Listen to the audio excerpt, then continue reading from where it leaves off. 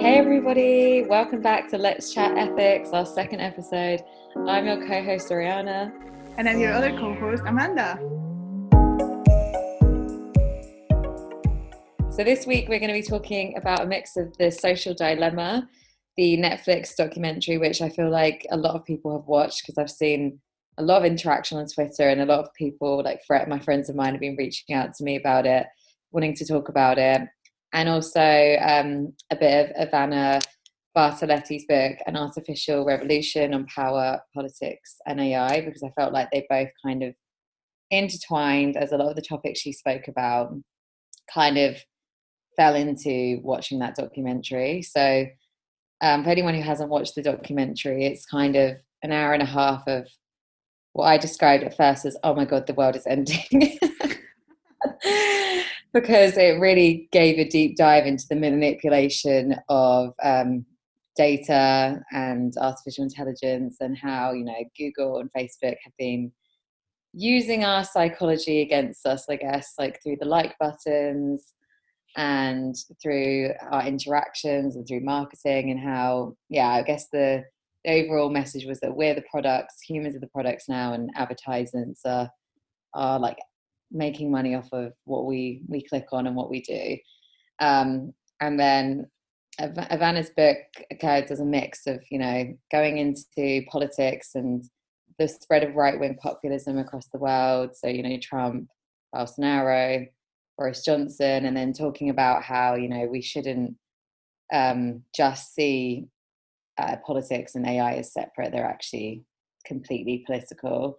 AI is political. And also, I like from the book that she kind of says that she's using the word bias, and it's a bit too of a light term, that we should actually say that AI is racist and AI is sexist, and say it more directly rather than labeling it as bias. But so that's kind of a summary of what I wanted to get into. But for anyone who hasn't read her book, I would really, really recommend it, especially anyone who might not even have a background in AI. It gave a really good introduction, first chapter, of explaining what AI is, and then going into like the politics of AI, and then looking at the political landscape, and then going into like the ethics side. And so I would highly recommend the book for sure, and especially for everyone who watched The Social Dilemma and was personally worried by it. I think that book is a great educational source and I would say a better educational source than the documentary, because the documentary definitely played on our fears. Yeah, I did think it was maybe a little bit sensationalist, but for anybody that is listening and wants to read the book, we can leave a link to the book in the podcast description. I thought that's a very interesting point, that we should outright say that AI is racist and sexist. I think that tends to make people go like, oh, but can AI really be sexist and racist? But what do you think, Oriana? What do I think? Well, I definitely think it can. I thought that really struck me, because I'd been, my personal self had been using the term like bias, and then when she was like, that's kind of a light term, we should more point out, no, this AI is racist, this AI is sexist. And I actually think, yes, it can be. I think the way like you've done with like Alexa and all these different things that play into how AI is kind of navigates our everyday lives. So I would say that I personally do think AI is, well, I don't know what can be. Do you know what I mean? I think there's, Yeah. and that's another point she makes in the book, is that she's like, this isn't a book like trashing artificial intelligence. It's a book saying that we need to be very aware of what is happening, and that AI has, amazing potential and has already done amazing things, but it also has a lot of negative downsides. So I would say, for me, I think you can't deny the racism when it comes to like facial recognition. That's a big one. I feel like, and you also can't deny sexism when it comes to a lot of these like chatbots, and also a lot of these those sex robots, the sex dolls, which I think kind of plays into these stereotypes of society that we already have. So what do you think? Yeah, I think it's a very interesting point. So I think it was Anita Sarkeesian who said you can enjoy the medium while being critical of it. So I think it's interesting that we could think that people who criticize AI kind of automatically hate it, and it's not the case, right? But we need to be aware of the fact that AI is becoming a larger and larger part of our lives, and so we need to be very much aware of what kind of effect it's having in our world and what it might be sort of reinforcing, right? And I wonder if with the sexist and racist thing, it's a matter of sort of taking responsibility, right? I think people tend to get quite defensive if somebody accuses you of being racist or like, I don't know, or sexist. You might go like, I'm not sexist or racist, like how dare you?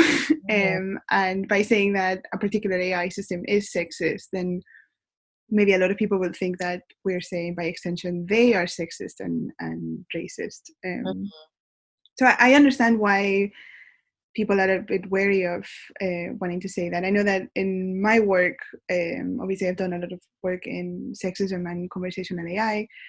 And in that case, I'm dealing more with sort of sexism by design, right? So it's not that systems like Alexa are learning sexist stereotypes from data necessarily, but that the designers themselves are basically kind of banking on our own existing stereotypes of women as subservient and that sort of thing to tap into that. But even I think when it comes to the bias that you learn from data itself, I feel that that's easier bias for developers to say that it's kind of not their fault because that's just what the data says, right? But I think we should try to empower more developers and researchers to take more responsibility for actually checking that their data is not sexist or racist or has other kinds of biases or isms. I think, and I think with AI as well, when it comes down to any like accusation of sexism or racism, I think it's also important to kind of hold accountable more the society we live in, because I think, do you know what I mean? I think AI can only really be a reflection of the time of the society you're living in. So a lot of the structures that have come from this are kind of reflecting what is already here. Like, I don't think the facial recognition would be discriminatory against Black people if there wasn't already discrimination against Black people in society already. So I think it's also making sure that we're holding account, not just like pointing our fingers at AI. Like, what's the technology's fault, when actually there is a person behind, and then there's an organization behind that who should be held accountable and should actually make those structural changes. And I do think that's, for me, what the social dilemma for me, I thought was like, it was funny because even for me, I think it played on my fears. Like, by the end of it, I was like, oh my God, I'm never using social media again. I was like, the world, I was literally like feeling really negative after watching that. I really even swept my mindset. But then I was like, those guys they kind of took accountability, but actually didn't at the same time. I felt like they were like, oh, I feel really bad. I'm going around the world making loads of money now, doing keynote speeches about how bad I feel for manipulating you. Representation, I was like, it was just mainly a bunch of white guys talking about how they're, manipulating through design and all these things. And I kind of thought, from Netflix as well, they should have, actually had the voices of like more Black people, more people of color, more women. I just think it was kind of, in that sense, I was like, that was not great. Yeah, absolutely. I think when I finished the documentary, I think I texted you immediately, like, I think I'm going to delete my Instagram account. But yeah, absolutely. I also remember thinking like, wow, it's interesting for this that they have only really interviewed a very specific demographic. Yeah. And I wonder if I think I also felt at some point I was like, you guys kind of virtue signaling a little, maybe. Yeah, definitely. And I do think I think the other problem was they made it seem like so negative, which don't get me wrong, there have been really big negatives. Like it has directly affected, obviously, politics, etc. However, there wasn't really any solution. They didn't offer a solution for me. No. I felt like the ending was just like, oh, I guess the world's ending then. Yeah, I think at the end when they were sort of suggesting like what you can do to get away from this, and they're like, delete all your social media accounts, change your like stop using Google search and use it wasn't DuckDuckGo, the other one. Oh yeah, one that doesn't store your data. Yeah, Yeah, and I was like, okay, but I feel like, we so much of our other internet use that is not specifically social media is now tied to social media. Like every time you go on a website and you can sign in through Facebook or Google and all of that. Like I think we need more of an internal reform of sorts. agreed. And I think they also missed out the fact that there's a whole like people working in ethics communities who are Yeah. actually advocating for safer technology and trying to like make these right steps. And there's people, like yourself, who are working in natural language processing but also doing the ethics. I Mm-hmm. feel like they just missed out a huge chunk and just did make it it felt like it was all about them. Like, oh, Yeah. we did all these things wrong. Oh, bad. How bad of us. Yeah. And then it was just very much playing on the fears, and it did play on fears because I had quite a few of my friends text me like, "Oh my God, I can't believe it," and like people were like really shocked by this documentary, and even me, who I was like, I've been working in the AI space, Mm-hmm. I still left feeling like, oh God, this is terrible. Yeah.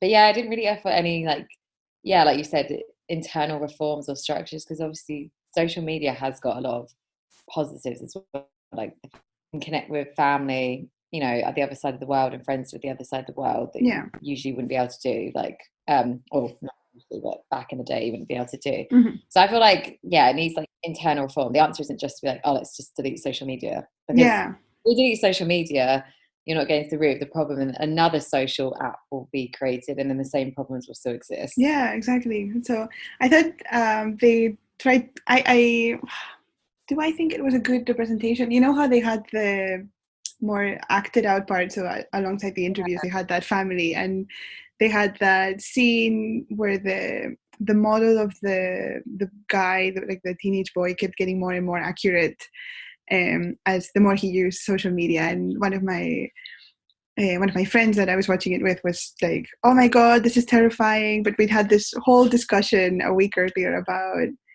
how accurate can these things actually be, and it was very interesting because they're not really like tech people, so they were like, "No, I can't really be that accurate." And I was like, "Oh, when sometimes you mention that you want to go to Amsterdam, and suddenly you start seeing all these adverts Yeah, for yeah.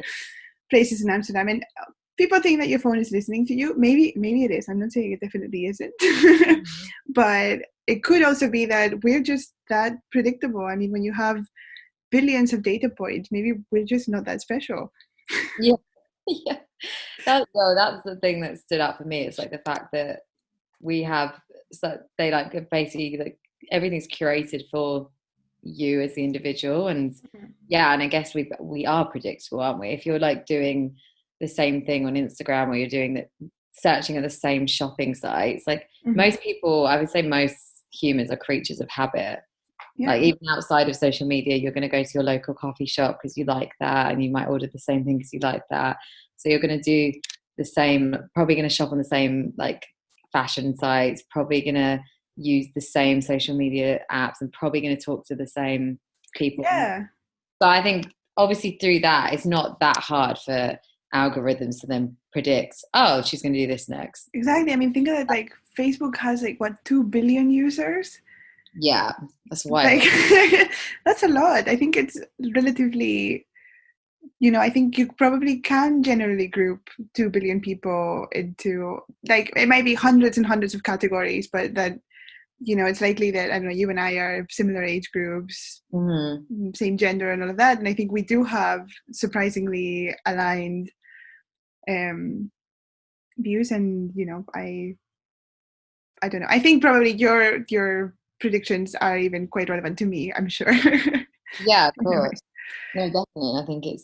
I think it's like, I mean, I do remember though one time, like I'd never ever used, I'd never used this airline before, and I was on the phone talking to my friend, and then she said that she was flying with this airline. Then I go onto Instagram, and an advert for the airline pops up, and I was like, interesting. Yeah. They could be listening. Yeah, no, it's really interesting. I had one of the people I was talking to, they were like, oh, but what if we, if you don't want Facebook, for example, to have your data, you could go through and like all these pages that you don't actually like. Like, for example, you might go and like the Tory party and all these like extreme right-wing parties and things like that. And I said, oh, okay, but you have to do that and only interact with people that are very right-wing. That's the only way that you're going to get Facebook to build a model of you that is not who you are, and make it, who's going to do that if you're not actually that person? Like, to what extent would you not actually be that person if you were only interacting with, for example, right-wing media, or if you only interacted with, I don't know, Taylor Swift related content, then maybe eventually you will become a Taylor Swift fan anyway. So Yeah. it's, What do you think about the fact this is something that um, Ivana speaks in her book about, and it was also in obviously the social dilemma about AI influencing like politics and how like AI is political. What's your thoughts on that? yeah, I think so. Politics is such an integral part of our lives that it affects every aspect of our lives, and that is sort of the same with AI today, right? There's so many parts of our lives that are run by AI and based on data and all that. So I don't think you can actually remove the politics from it at all. I think especially now that we're talking about racist and sexist AI, just like we're talking about racist and sexist people, you cannot take the politics out of that. Mhm. And so I think we need to kind of like confront that and, head on and build AI keeping that in mind, the fact that it is political. And if we're talking about, politics in social media, then it's all the more reason why we need to be very aware of this. And I wonder, like, I'm not sure what the solution is. People are going to keep sharing Mhm. um, fake news, and people are going to keep generating sexist data sets. But I think that's why, as a society, we need to like really focus on this issue. And I think it's all the more reason to keep it at the forefront of when we're developing AI, Mhm. making sure that this is one of the things that we are really seriously considering Yeah. as part of the development pipeline. Not just worry about what training algorithm you're going to use, how you're going to scrape your data, how are you going to process your data, Mhm. but also what all the politics of your application of your AI, where you're getting the data from, and really spend some time looking at the data. And Yeah, agreed. I think at this point, there's some people who like to say they're neutral to politics, or they, don't care about politics, or politics doesn't actually affect them. I know I had people when Trump won the campaign in the UK being saying to me, "Oh, who cares? Because why would Trump winning in America, having Trump leading, affect the UK?" mm-hmm. But I don't. So I think I now think we're at a point where I feel like you can't be naive to the fact that everything you're doing, like you said, going on Facebook, all these things that seem like you're not involved in politics, you are though, because you're then digesting certain news, and then without yourself realizing it, you're already forming opinions on certain groups in society, forming maybe a political opinion without realizing it's political. So yeah, I do think we're at a point where it's important now that everyone does recognize that they are ingesting politics without even necessarily realizing, even if they think they're very neutral, don't have an Yeah, opinion, or don't even really care about who runs their country. But I think, yeah, that's why it's important that we actually all recognize that. And then also, like you said, having people striving towards making sure that when there's certain things are being developed, that we're recognizing how this can then yeah. trickle down through to the through the wait,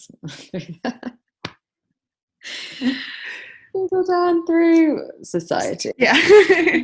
Yeah. I would think like down to when I was watching the documentary, at the end, yeah, they're giving you these kind of ideas of things you could do to minimize the impact that social media can have in your life and that sort of thing. And I thought, from what I remember, they basically only interviewed Americans or like North Americans, and I thought that was quite an interesting, this emphasis on personal responsibility, and it's up to you that social media doesn't ruin your life, even though we've specifically designed it to ruin your life. Yeah, exactly, and to make it like completely addictive. And I think probably in Europe we have more sort of like a collective thinking.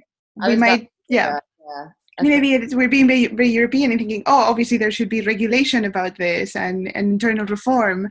And the North Americans are much more like, no, it's your responsibility to stop using social media, even though we've made the internet sort of completely dependent on it.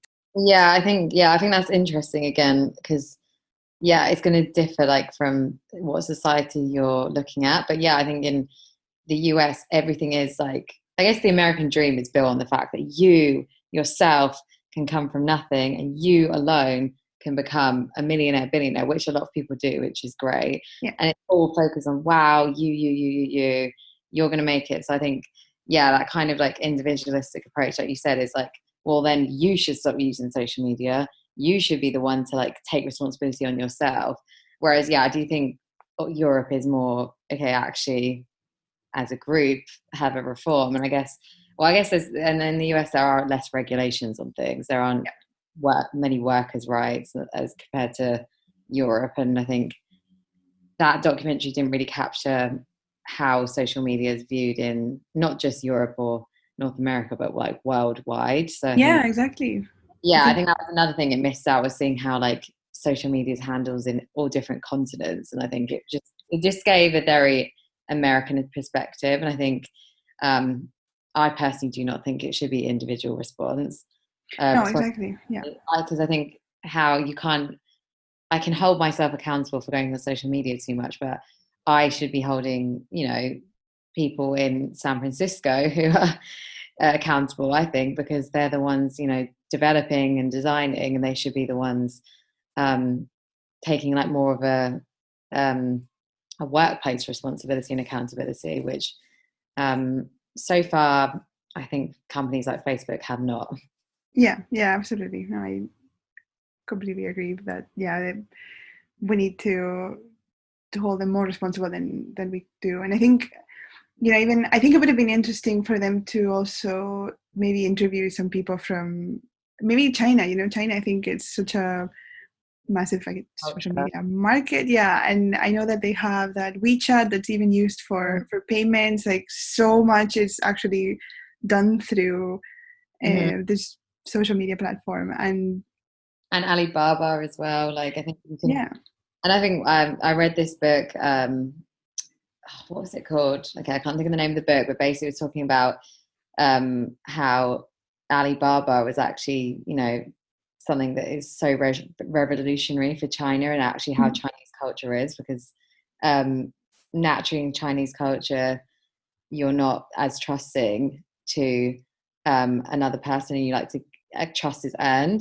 So something where like a platform like that, where you would be buying something from you don't know who and then having it sent to you, like literally like 20 years ago would have been the absolute no-go, but now it's like the most popular site in China. And I think it's just really interesting how these all these tech platforms have kind of changed even how certain societies act. And not with their usual traditional norms. So that was something I found really interesting about that book, how they were saying it's just flipped a table, because like that would never have happened before. Yeah, and I think I can see definitely that having this sort of like social media and influencers and all of that as well has had effects in Europe. Like I remember, I don't know, like 10 years ago, you would have never had a Black Friday sale in Europe, and now it's a thing. We have Black Friday, even though we don't celebrate. Oh, definitely. Yeah. I think the UK has become, I was actually just saying that to my friend who I'm here with, who's American. I was saying that I think London has become way more like New York. Mm-hmm. Right now I'm in Barcelona, and I was like, you can really see the difference between Spanish culture and British culture. I feel like British culture in more London anyway, I feel has become like way more capitalist, way more fast paced, way more go, go, go. It doesn't feel maybe as stereotypical European as it once I think would have been. So I do think the UK is slowly becoming quite Americanized. Yeah. Okay, and on that note, I think we're up on our time. So thank you very much for listening, and I hope you got some interesting insights from listening to our podcast.